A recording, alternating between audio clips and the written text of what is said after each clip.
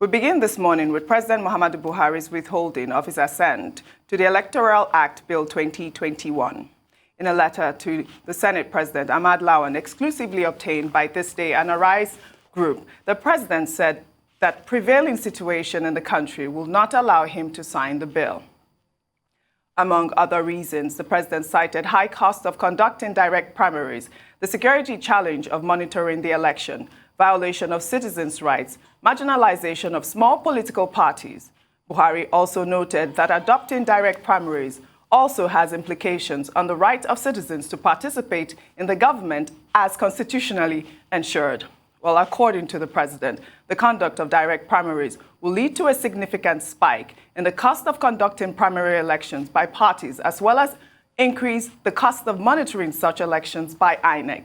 He explained that the indirect consequences of high cost and monetization are that it will rise financial crimes and constitute further strain on the economy.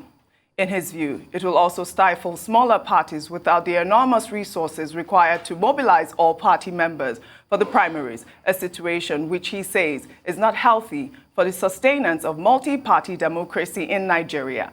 The President further stated that security agencies will also be overstretched as direct primaries will be open to participation from all and sundry, and such large turnout without effective security coordination will also endanger intimidation and disruptions, thereby raising credibility issues for the outcomes of such elections. Significantly, Buhari said the amendment as proposed is a violation of the underlying spirit of democracy, which is characterized by the freedom of choices.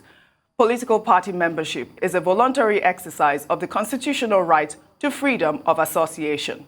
Buhari said the proposed amendment might also give rise to plethora of litigations based on diverse grounds and issues of law, including but not limited to the fact that the proposed amendment could not work in retrospect, given that the existing constitution of the parties already registered with the Independent National Electoral Commission permits direct, indirect, and consensus primaries. Buhari said his decision is based on informed advice from relevant ministries, departments, and agencies of the government, and a careful review of the bill in light of the current realities prevalent in the Federal Republic of Nigeria in the circumstances. Well, while I catch my breath, Dr. Abati, this is a lengthy, constructive explanation by President Muhammadu Buhari. I don't know if you agree with any of his, declarations there. Well, yesterday I think we discussed this subject also as headline news on this program, and I had a back and forth altercation with my friend, old classmate Emmanuel Efeni, the great Malabite, on the story, particularly with regard to the lead story in the This Day newspaper. But all of that now has become academic, as I pointed out in my column today on the back page of the This Day newspaper, which is to say, we're in a place of certainty now. The uncertainty that we have witnessed since November 19 with regard to the Electoral Act Amendment Bill has now been cleared. We now have very concrete information that the President of Nigeria has refused to give his assent. And the reasons Ojine Kaupe has already outlined in our introduction to this subject. But when you look at it, okay, why did he have to take the President 30 days to arrive at this point? What was clearly an off-the-shelf thing that he could have picked up within 2 days, and he would have said, this is what I think. So I thought, one of my comments, that the presidency is trying to be clever by half, by saying, we'll consult the community. This thing they call the wisdom of the community. Consult INEC, consult Office of the Attorney General of the Federation, consult the party, when originally you know what you want to do. I do not think that in this particular regard that the people of Nigeria have been fooled in any way. That's one point. The second point is as follows.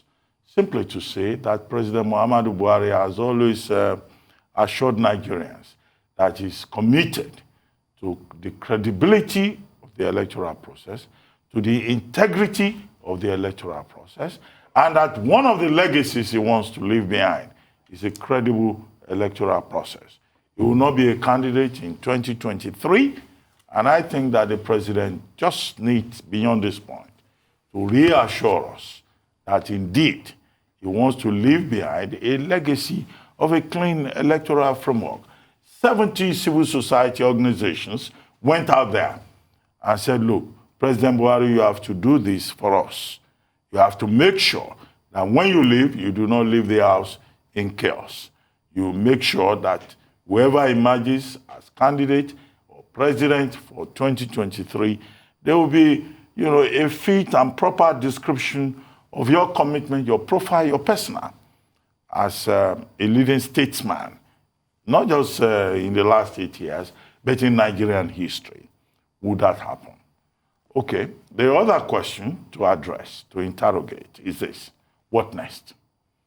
Would the National Assembly of Nigeria just accept what the president has now said? We've been told the president has said, well, assent to this will be difficult. In other words, he has given an override of the veto of the bill. Now he has cited security reasons. He has cited the rights of minority political parties. So we take all of that as a curation of the feedback that the president himself got. But would this end up as a repeat of the 2018 situation, whereby the president 3 times in 2018 refused to give his assent, citing one reason after another? That remains to be seen. The second issue is what will be the effect of Section 58, subsection 4 of the Constitution, Section 59, subsection 5. All of this will say that, look, if the president refuses to give his assent, the National Assembly has the authority of the Constitution to reconsider the bill and then decide at the end of the day either to accept what the president has said or override the president's veto. It's very clear. It's a matter of law. Will they do that? Will an Ahmad Lawan-led National Assembly have the guts, where some people will say the balls? My training does not allow me to use expressions like that, but I hear sometimes some people will say the balls, the courage, the confidence. So stand up to the president of Nigeria and say, no, this is what we have decided. Maybe not. I've read opinions, people saying this National Assembly is so cowardly, is such a rubber stamp assembly that it will just accept what the president has said, hook, line, and sinker. Now, beyond all of that, I've also argued that there are other issues in that Electoral Act Amendment Bill as proposed, with regard to electronic transmission of results, with regard to the balloting process. So what does this mean? Does it mean that everything will just be thrown away with the bath tub? So these are some of the issues that all of these have raised, more or less. But I think that for President Muhammadu Buhari personally, the promise that he has made to Nigerians that he will leave a legacy of electoral credibility is what is more important in my view. If he fails in that regard, this may well end up, as I argued in this day back page column today, as one of the lowest points of his administration.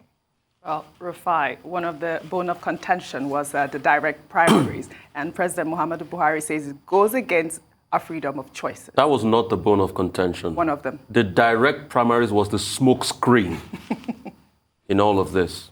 I want to start by quoting a man I respect so much, Frédéric Bastiat. Frédéric Bastiat, French thinker and philosopher, said this about the state.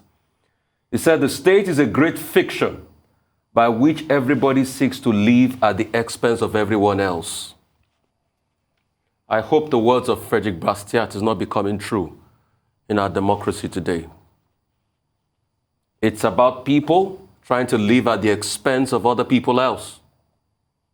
What do Nigerians want? Free and fair elections. The president enunciated this at the Democratic Summit he had with Joe Biden. Would entrench democratic values. What are we seeing today? Arguments and counter-arguments. At first, he talks about security. Isn't there pervasive insecurity in the country as we speak today? Is it the direct primaries that will change the security situation and hamper it even more? Didn't we see what happened in Anambra, how we had to over-militarize? Is that not the zeitgeist across the nation? It says high cost.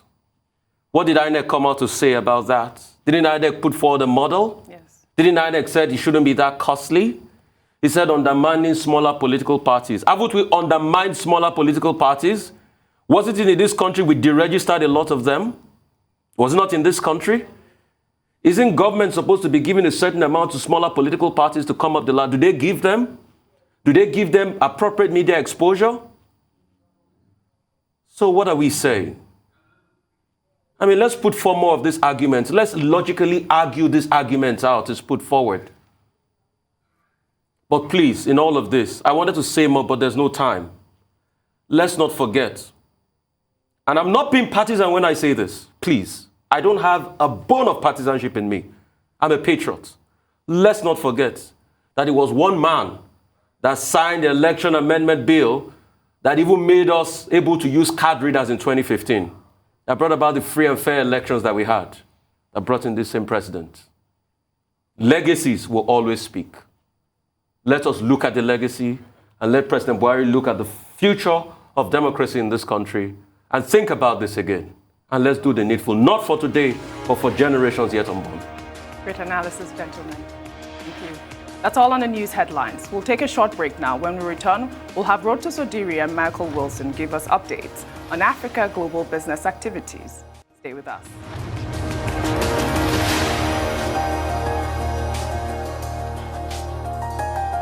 Welcome back to the morning show here on Arise News. Our dependable Rotus Odiri is here to give us Africa business update. Good morning, Rotus. Over Good morning. To you. I almost called you Tundu. Good morning, OG. Good morning, Doctor. Good morning, Rufai. Good morning to all our viewers. Yeah, so we begin with fixed income. Lagos State has raised a 137 billion naira bond, part of a 500 billion naira series to boost infrastructure. While this particular bond, 13% fixed rate bond, Chapel Hill Denham was the lead house. Chapel Hill has been pretty busy. They assisted with MTN's share offer to retail investors recently. So lead runner on this deal. 13% bond, 137 billion naira. It is supposed, according to Governor Sanwo-Olu, it is supposed to channel infrastructure development, the alternative routes at Lekki, I believe Ijedodo, if I'm pronouncing it correctly, rehabilitation of that road, and other infrastructure projects, and also healthcare. On Arise Exchange, which our viewers can catch 7 p.m. Monday through Friday, hosted by our very own boss on Omofire, we had the Lagos Commissioner for Finance, Dr. Rabiu Olowo, and here's a small snippet of him talking about Lagos State's rating and a number of other things.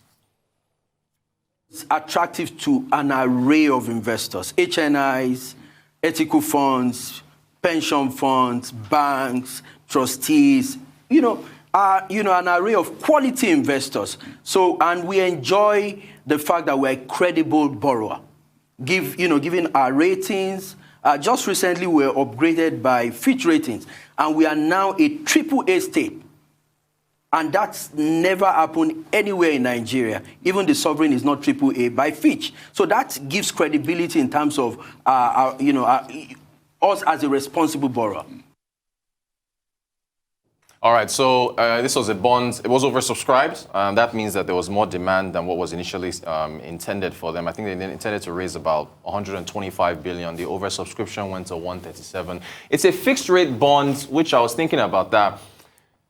Probably makes sense, right? If you use a floating rate and I guess if the U.S. ends up raising rates and things change down the line, maybe that might, lead to more expense on their part in terms of paying it off for coupon payments and so on. So perhaps it makes sense to be a fixed rate bond. But Lagos State, don't forget, highest IGR in the country, but also highest debtor as well because of the size of its balance sheet. So that's Lagos State. That's 137 billion naira bond there for infrastructure and healthcare. We move to,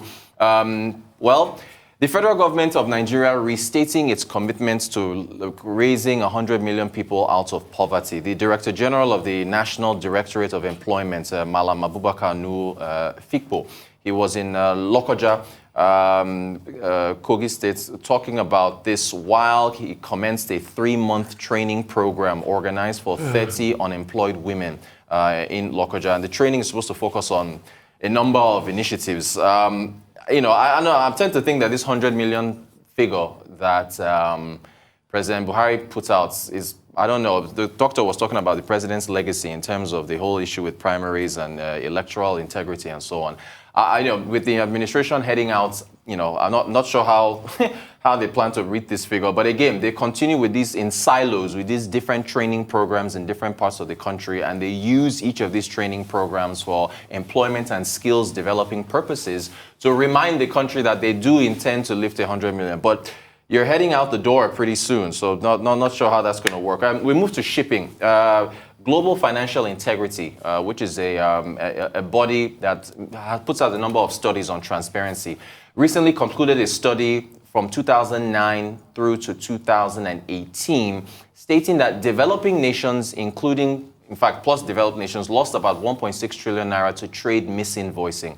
Trade misinvoicing is a process through which invoices are deliberately falsified and misstated so that shipping items can avoid duties, they can avoid taxes, and so on and so forth.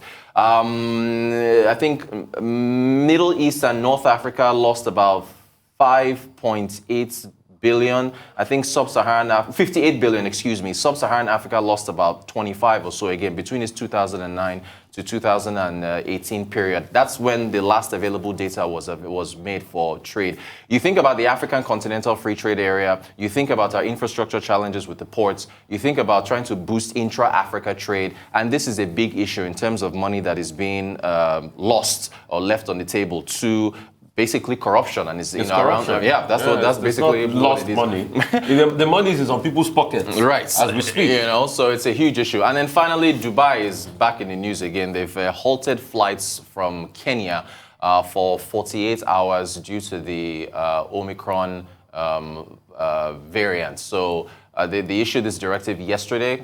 We'll see whether it gets extended by the end of today. But again, Omicron, still a very big. In fact, there's a report saying that this is going to halve global output in the fourth quarter of this year due to the variant and what we're seeing. That's our update. All right. So concerning the GFI report, Rotus, that's corrupt money.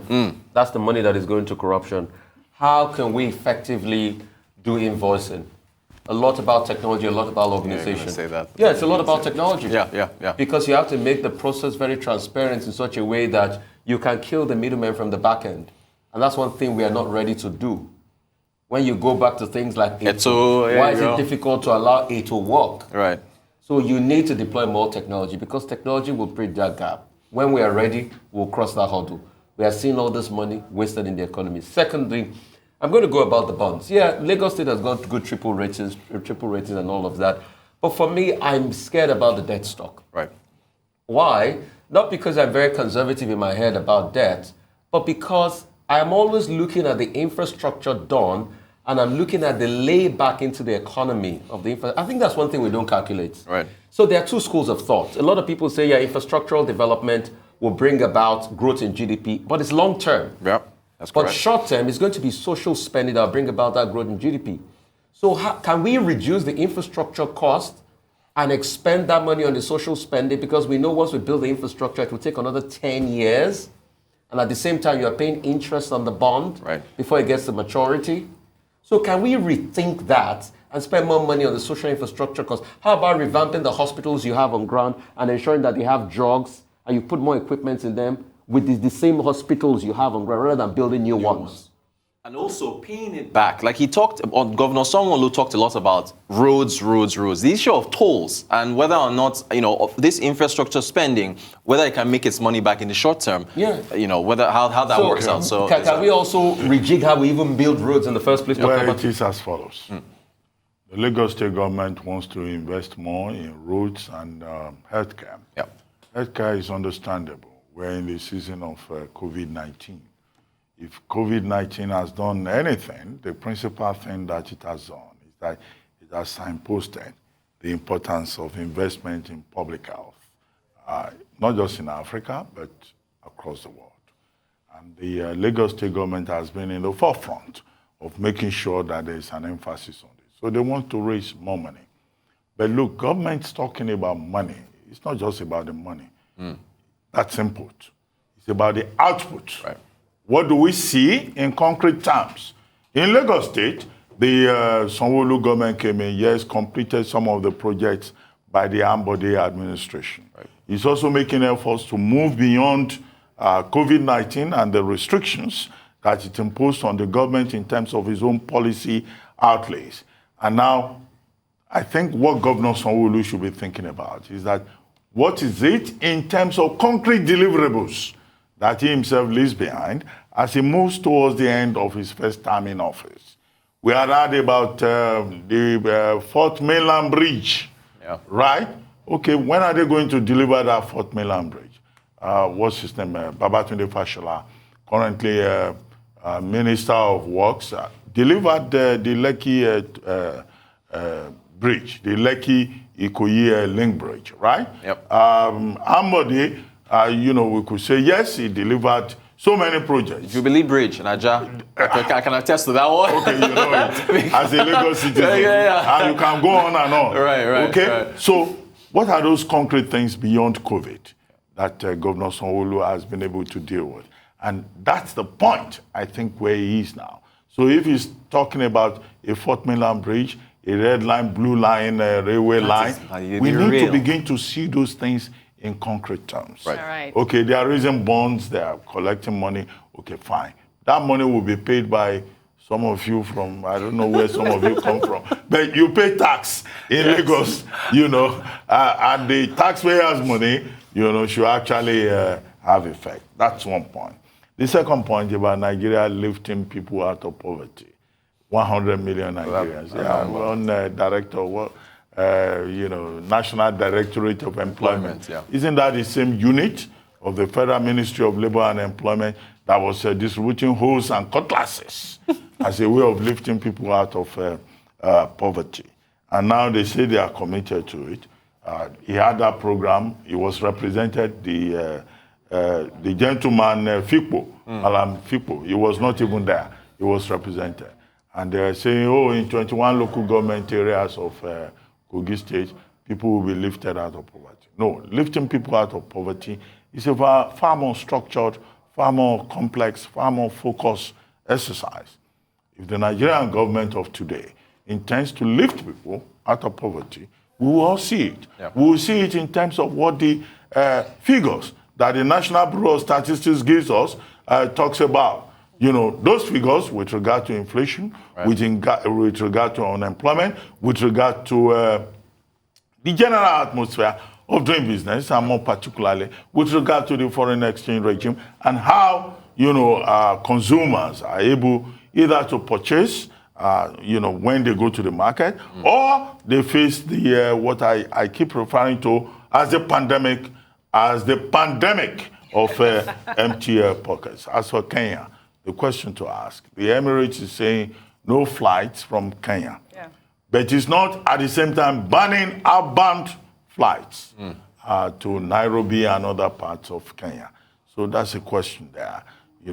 But what has been established by the United States and Canada is that restriction on flights do not necessarily solve this problem of the threat of Omicron, which is the basic justification that various authorities offer when they try to impose travel restrictions on the travel and tourism industry.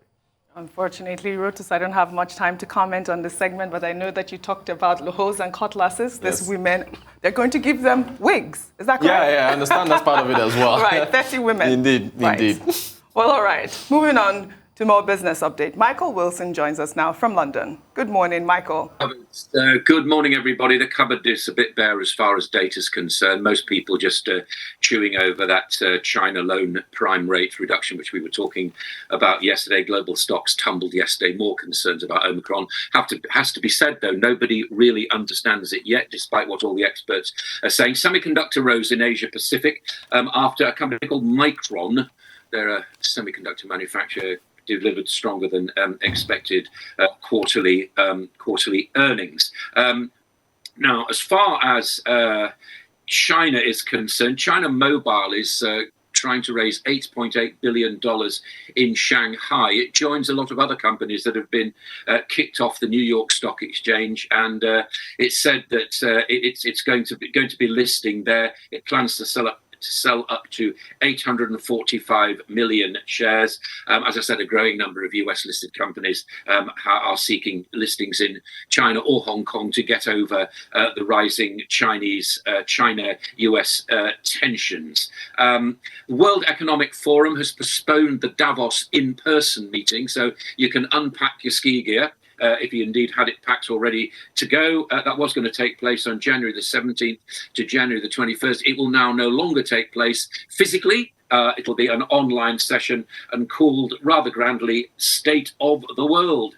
And it's just been too difficult to actually organise all those rich audience, all that rich audience there safely because of Omicron and the rest of it. Australia's ruled out lockdowns despite the surge in Omicron. The government's saying it's time for government to get out, time for the economy to get out of the dead hand of government. Been breaking records, COVID-19 cases over several days, but limited the Prime Minister there, Scott Morrison, has insisted that limiting the spread of virus comes down to personal responsibility. By contrast, and complete contrast, New Zealand is not reopening, reviewing its reopening plans over Omicron concern. It's delaying opening its borders until probably the end of January. All foreign tourists allowed into the country from April. That's what they're saying now. Who thinks that won't change? Well, join the club. US stocks beginning to slide, really. It's a very, very small volume week because of the holidays, as they call it in the United States. Major averages fell there. The Dow down about 433 points. S&P fell about 3%. Stock futures have climbed a little bit over people getting sensible maybe about Omicron and saying that it's just like a heavy flu. I don't know the answer to that, but I mean that's what they're saying right now. And Nike shares jumped about 3% because people have been buying them for Christmas, obviously. The action will be in the United States tomorrow when we get old news quarter 3 GDP and those PCI prices, which is something that the Fed actually looks at. So it's minor inflation data coming up over the various economies as the week trundles into Christmas Eve and Christmas Day. The EU new chief negotiator, as far as the UK is concerned, Liz Truss, is facing the same kind of barrage of opposition that David Frost did. The EU is now saying that she faces a Brexit compromise or a trade war. People looking at it feel it'll be just exactly the same kind of discussions that took place before. No concessions either side.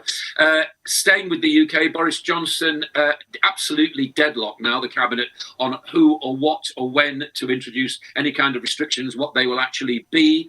Unsurprisingly, no clarity whatsoever. So firms are urging the Prime Minister really and the rest of the cabinet, please tell us what's going on. What you're looking at is the House of Commons there. Of course, that no longer takes place anymore, not certainly in those kind of numbers.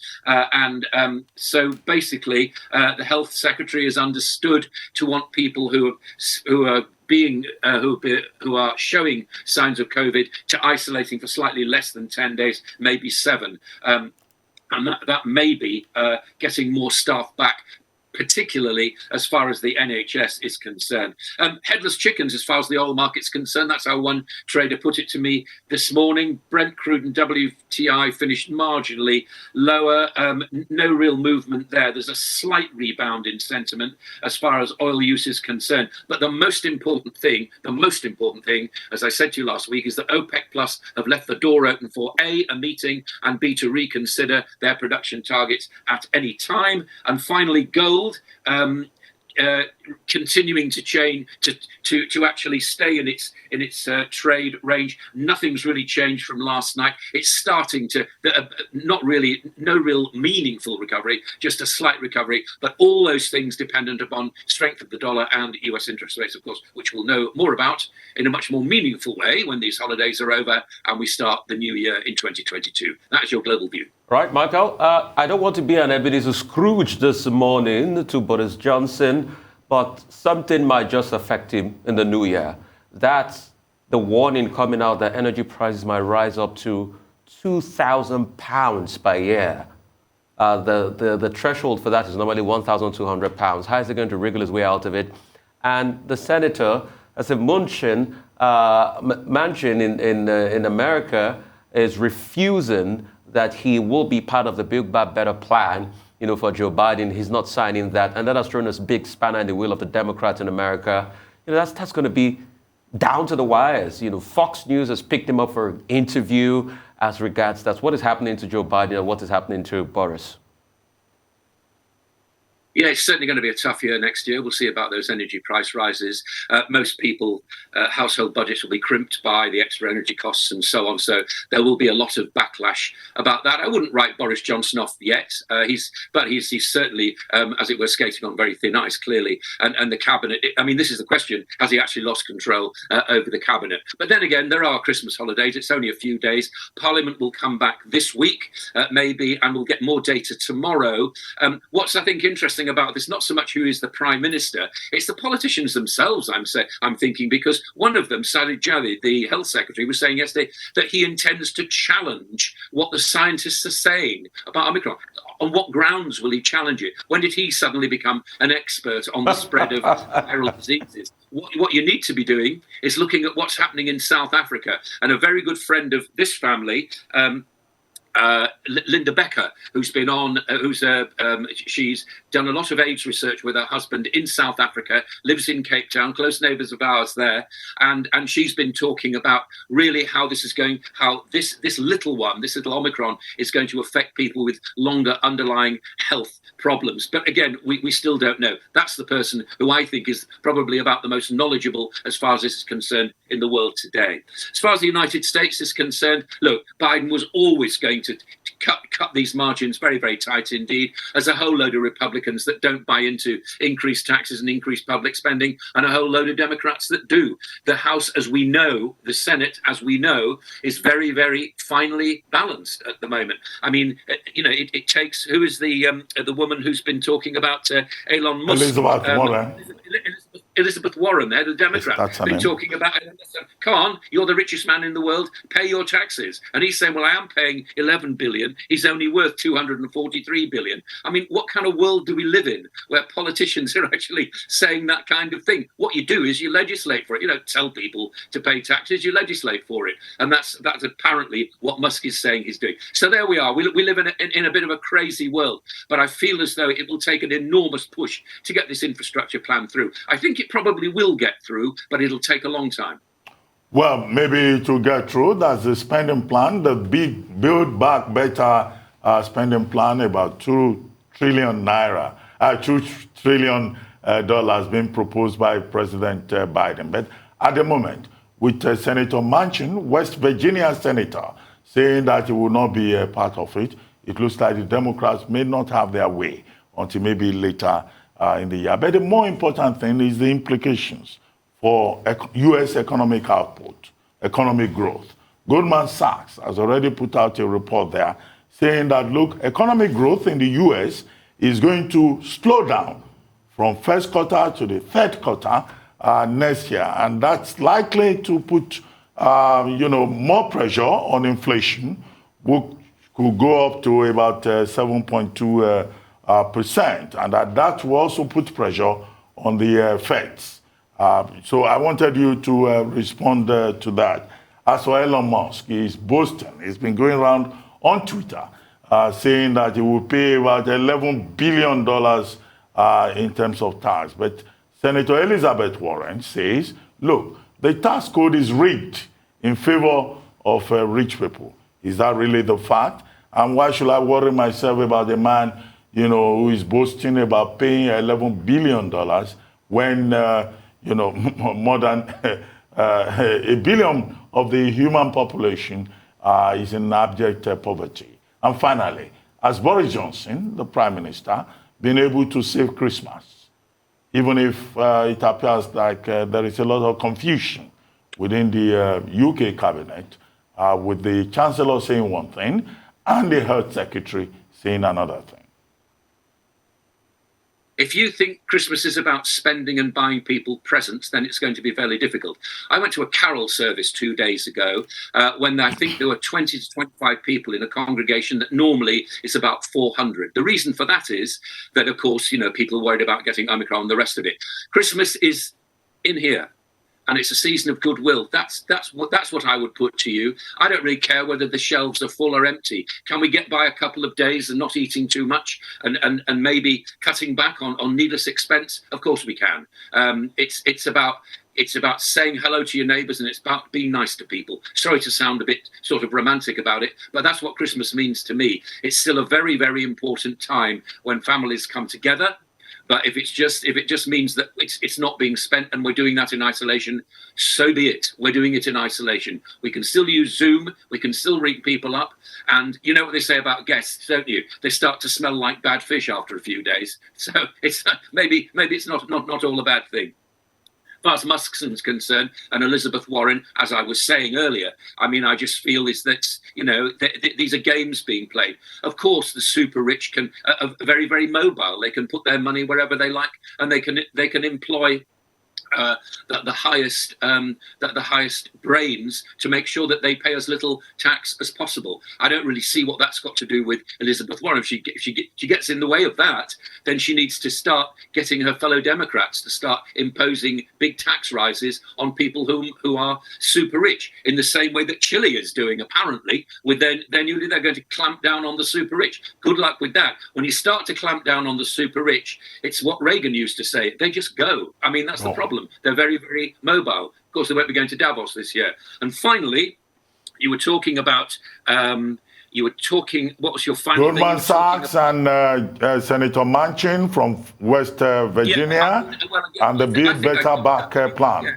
Yeah, he can say what he likes, basically. It is going to be difficult. I think we all know that. It doesn't take an enormous brain to look at the makeup of either side of the United States and what Biden's majority is. Of course it's going to be difficult. I still cannot get my head around the fact that politicians in the United States who actually are representing people would possibly stand in the way of something like this. I think that the economies will slow next year. I think it'll be the same here. We've had a bit of a boost and so on. It's when people start to get sensible about these COVID variants.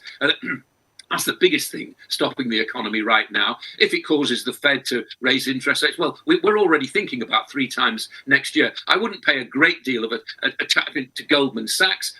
They're just looking forward. How on earth can you possibly look forward that amount of time, given that the situation is changing day by day, as we're reporting here?